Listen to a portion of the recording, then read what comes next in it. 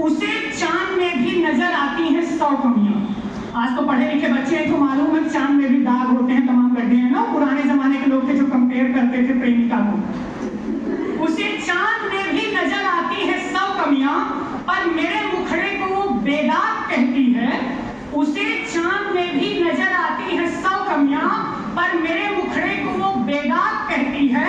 मैं कुछ बुझा बुझा सा रहता हूँ आजकल, पर मेरी माँ मुझे घर का चिराग कहती है।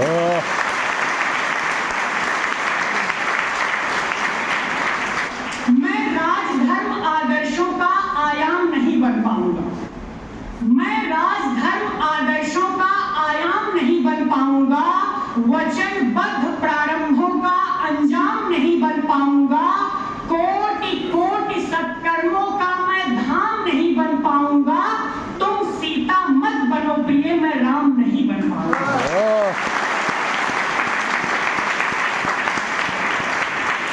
ये विचार प्रधान बातें हैं, आपको सोचना है कि क्या चीज है। आप भी ये सिंपल चीजें देख रहे हैं, आप सोच रहे हैं, बस इसको कविता में कैसे लिखना है। एक मुक्तक किसी तरह का और सब कुछ तय है, सब कुछ तय है, कुछ भी अब अगर मगर और काश नहीं है। सब कुछ तय है, कुछ भी अब अगर मगर और काश नहीं है। पूज रहे हैं हम सब पत्थर, क्योंकि इंसानों पर विश्वास नहीं।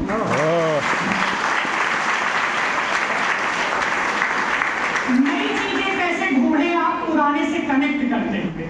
अभी लोग कुछ बच्चे होंगे गांव में रहते होंगे, शहर में रहते होंगे, तमाम चीजें बदल गई हैं। शहर भी गांव जैसे, गांव भी शहर जैसे। कुछ नई चीजें जो पुराने समय से हैं। गांव वालों को अपनी तहजीब पर, गांव वालों को अपनी तहजीब पर वाजिब गुरूर होता है। गांव वालों को अपनी तहजीब पर वाजिब गुरूर होता है। आंचल फटा ही सही लेकिन सिर पर जरूर होता है।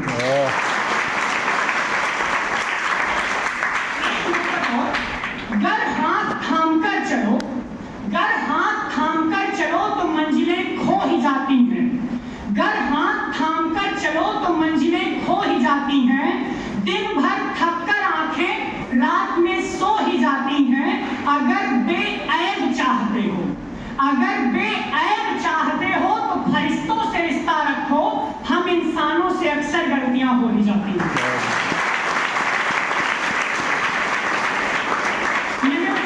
टाइम लिया है, मैं चाहता हूँ 4 मिनट और 4 मिनट की मैं एक कविता सुनाना चाहता हूँ। वीर रसी, आप पानी मुझे दे दीजिए क्योंकि पानी की जरूरत पड़ेगी। मैं उनके ऊपर कविता सुना रहा हूँ जिन्होंने ब्रिटिश हुकूमत को पानी पिला दिया था। तो आप मैं पी करके ही सुनाऊंगा।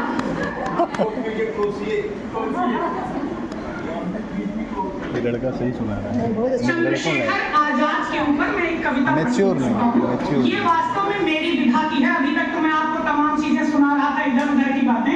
अब जो मैं सुनाता हूँ वो सुनो, जो मेरी विधा। चमक रहा है सूर्य सरीखा, चमक रहा है सूर्य सरीखा, वो भारत का भाल था।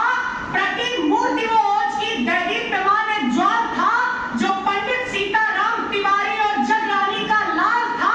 ब्रिटिश हुकूमत की खातिर, ब्रिटिश हुकूमत की खातिर चंद्रशेखर नहीं वो काल था।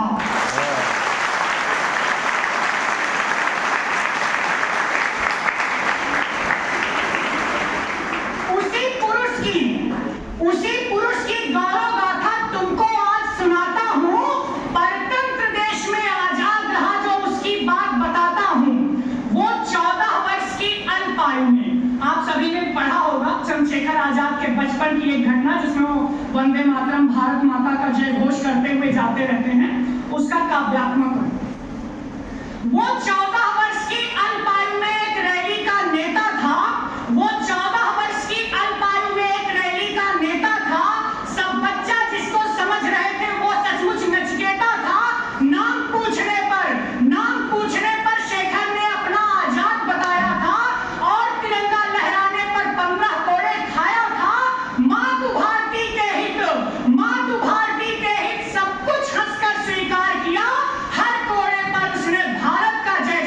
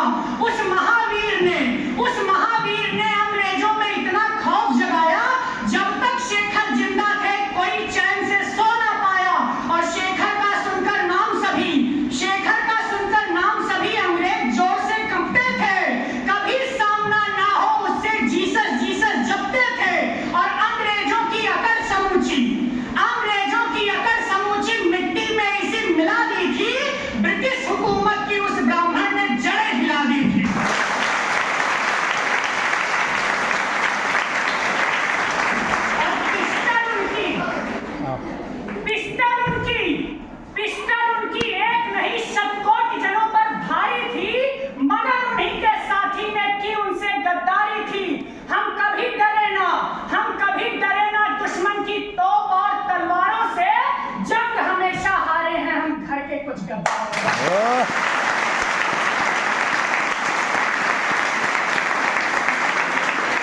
कविता का अंतिम अंत चंद्रशेखर आजाद के जीवन का अंतिम दृश्य। तत्कालीन अल्फ्रेड पार्क, वर्तमान चंद्रशेखर आजाद पार्क, तत्कालीन इलाहाबाद, वर्तमान प्रयागराज। वहां पर ब्रिटिश सैन्य अधिकारी नायब बाबर ने एक साथी की गद्दारी के कारण चंद्रशेखर आजाद को चारों तरफ से घेर लिया। वो दृश्य, इसी पर कविता समाप्त होगी। आजाद अकेले बैठे हैं